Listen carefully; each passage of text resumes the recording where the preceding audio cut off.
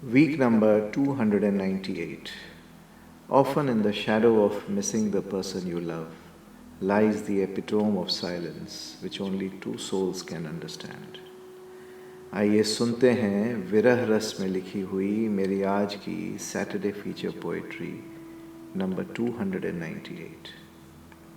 कविता का शीर्षक अक्सर कुछ सवाल, दिनांक 31 जनवरी 2026।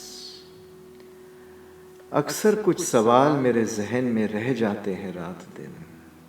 अक्सर कुछ सवाल मेरे जहन में रह जाते हैं रात दिन, जिनका वजूद सिर्फ तुम्हारे पास है यहीं।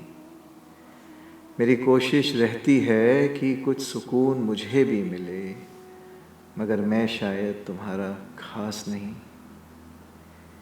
इसी आँख मिचौली में कई बरस बीत गए हैं देखो, अब तो उम्र की सीढ़ी भी कमज़ोर लगने लगी है, मगर उम्मीद की स्याही मेरी कलम में कुछ बाकी है।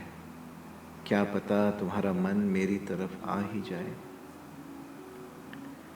मैं आज भी याद करता हूँ उन बारिश की बूंदों को जो तुम्हारे हाथों से मेरे हाथों पर गिरते थे अचानक।